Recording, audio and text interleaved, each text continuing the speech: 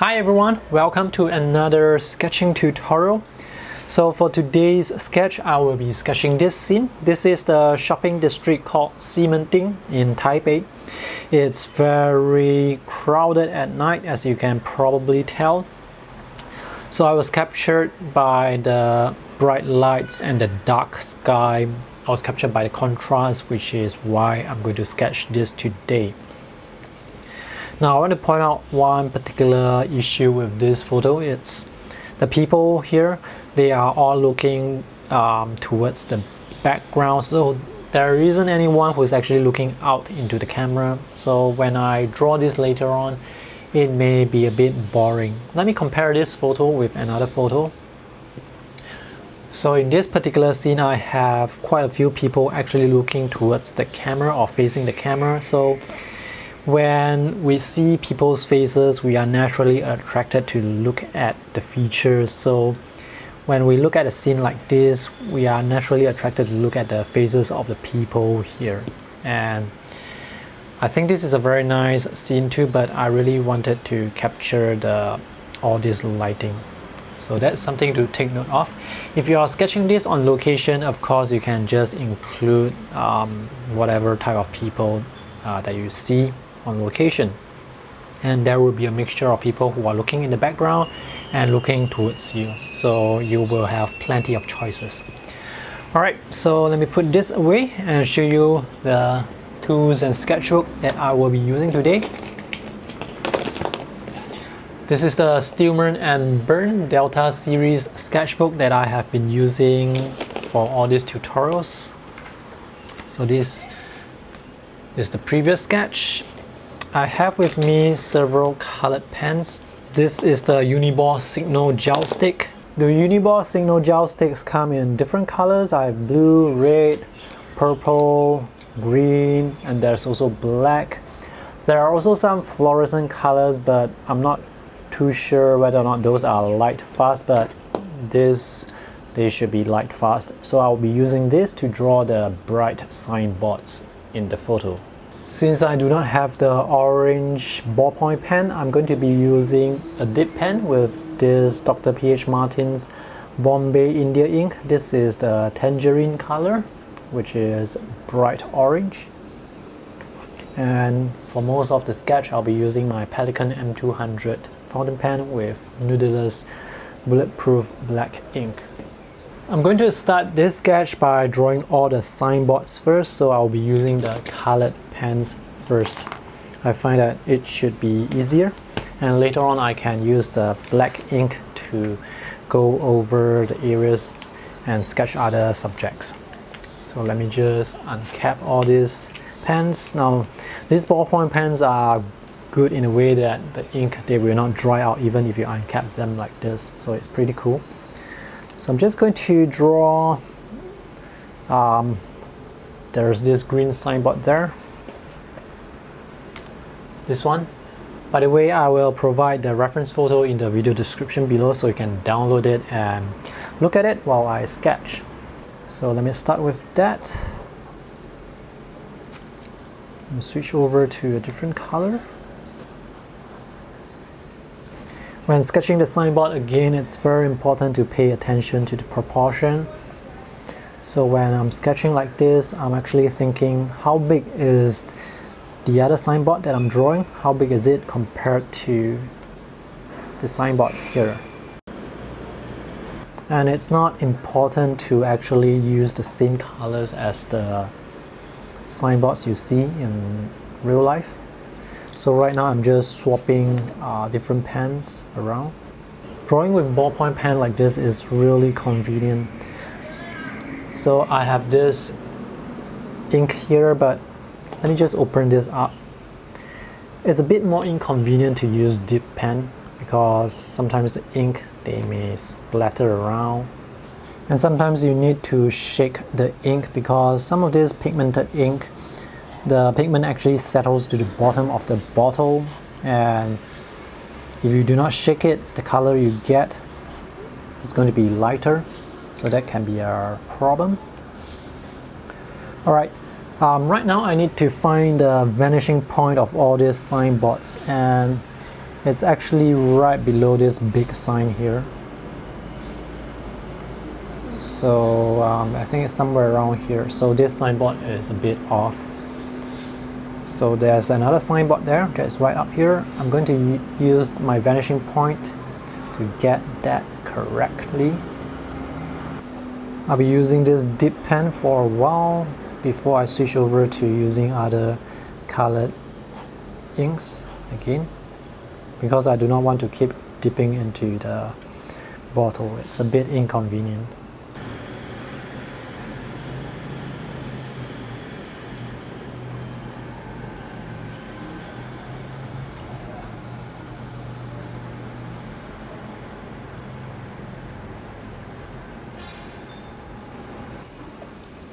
Now I want to draw in a person first to make sure that I do not extend all the buildings way beyond the people in front.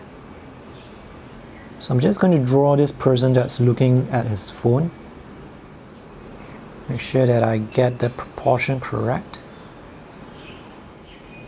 If you find drawing people a bit hard, try to use the contour line drawing technique. That means focus more on the person, focus on looking at the person, and do not look at your sketchbook while you're sketching. Okay, so now I have this person here. All the eye level of all the other people should be around here, and I should not extend my buildings beyond this level here. So I can go in and sketch in all the other people.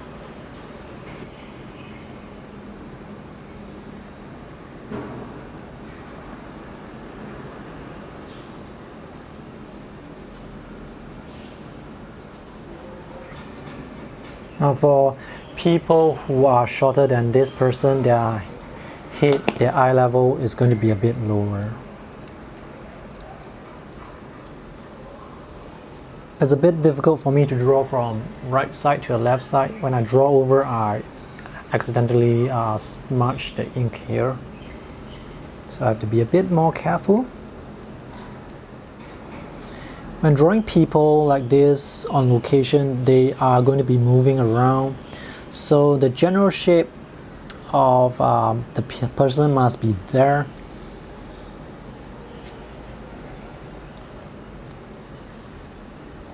So how do you practice when people are moving around so much? Well, you practice by drawing subjects that do not move. And when you're more comfortable, then you can attempt drawing people that move. So that's how I practice. For example, you can practice drawing from photos. And when you're more comfortable with drawing from photos, you can then go out on location and draw those people. And if you have drawn a lot of people, you will know the general shape of people. So even if they move away, you will still be able to basically fill in all those shapes. Everyone will have their own idea of how a person is going to look like. And if I ask you to draw from your imagination someone, you will be able to draw it. But whether or not it's going to look like the person in real life, it's a different story. So what I'm trying to say is, when you're drawing people, try to spend time to focus on the subject.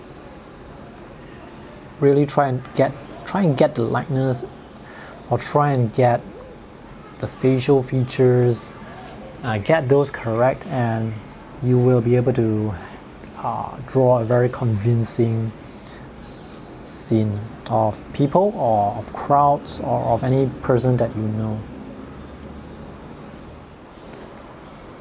There are actually some buskers playing music, so I want to draw him in also.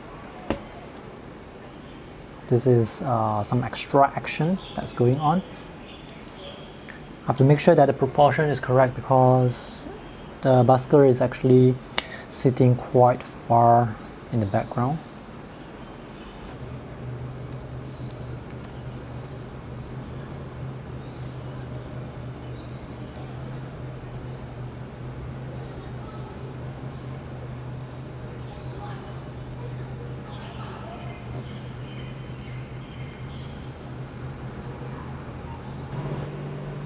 Now when drawing people, try not to draw people that are close to the edge, looking out of the edge. It would actually make the person who is looking at a sketch look out of your frame. So right here in this area, I'm going to draw a person who is going to look inside into the frame.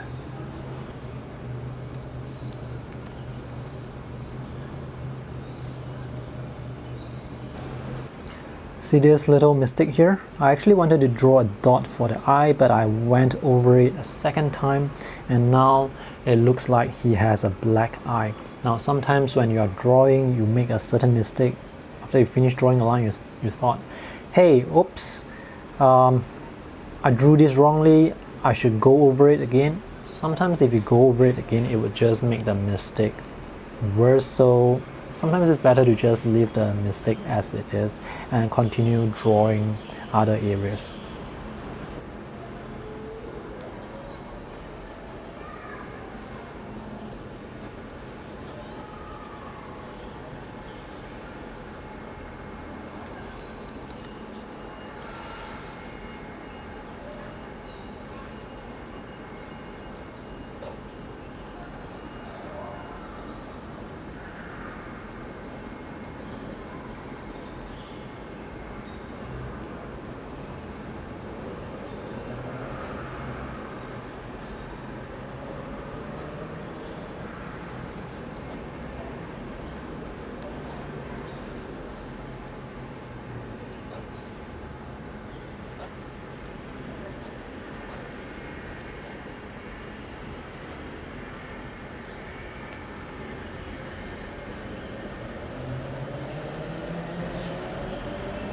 And now's the watercolor section. I'm going to color the bright spots first. Now because the lights are very bright, many of the areas are going to be just white in color. So I'll just leave quite a large section here just white.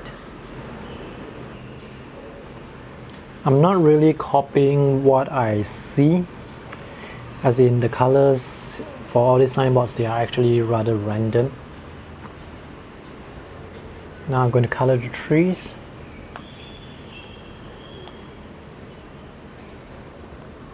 So this is yellow mixed with a bit of olive green.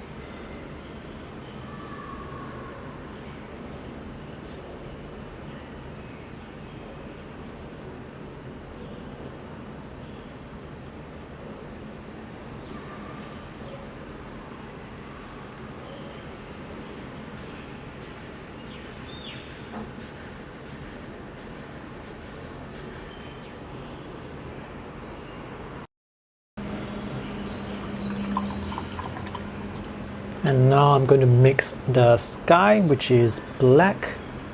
I'll be using phthalo blue and a cool red. Let me use a clip to clip down the paper first.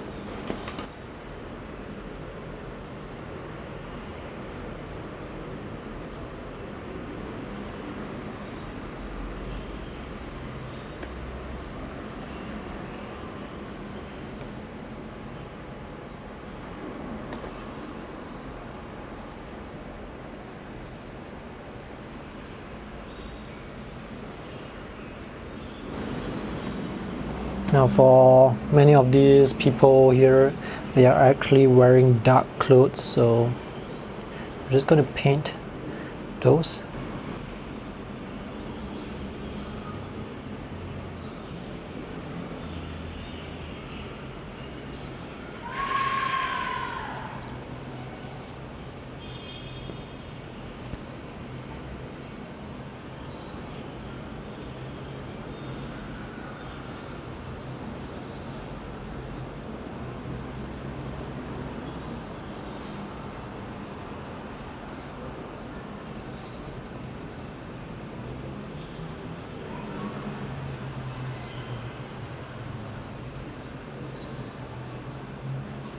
Now I would like to have some gray tones, so I'm going to use French Ultramarine with some burnt sienna, maybe with a little bit of purple.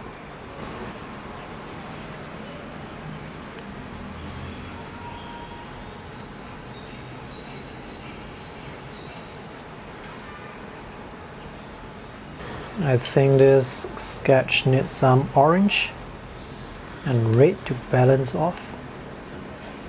So this is going to be red.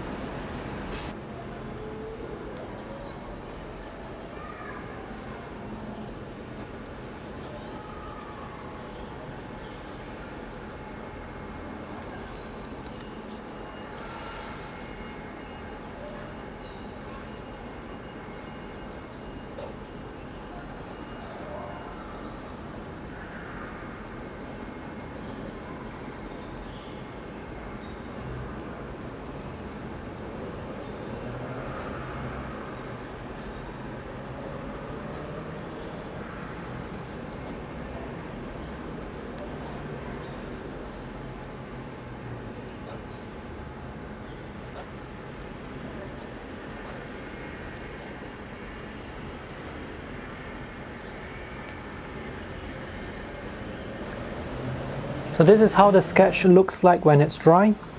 I need to make certain areas a bit darker so that the contrast can be more obvious.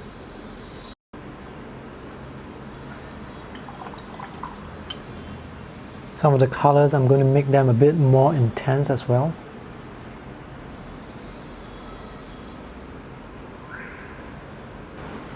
The trees that are not lit by light, they are going to be a bit darker.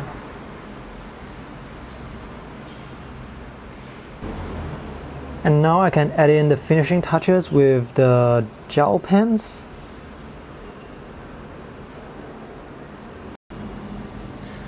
So this is the completed sketch.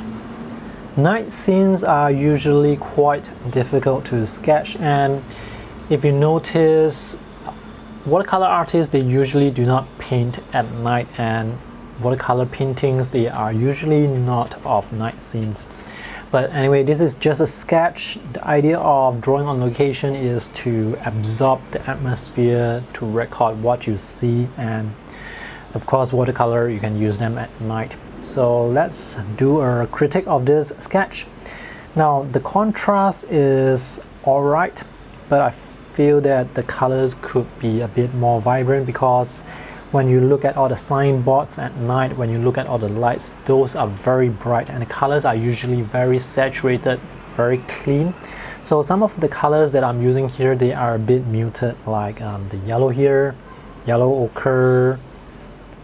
The green could be a bit brighter as well, and the red, I think it's alright.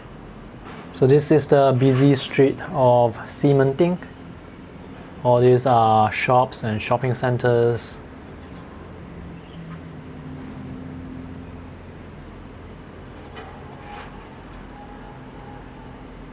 Now for this particular building, I use white gel pen over the wash, so the building is black but the lines are light. So this is black, sorry, this is white against black. And for signboards like this, it's dark against light, so this is light against dark. So you can play around with light against dark, dark against light.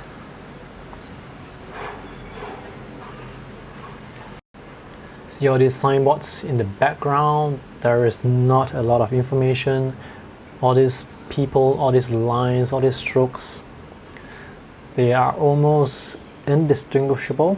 The shapes are a bit random, but because there are people standing in front, we get the idea that these blotches, these ink blotches, they are actually people right at the back.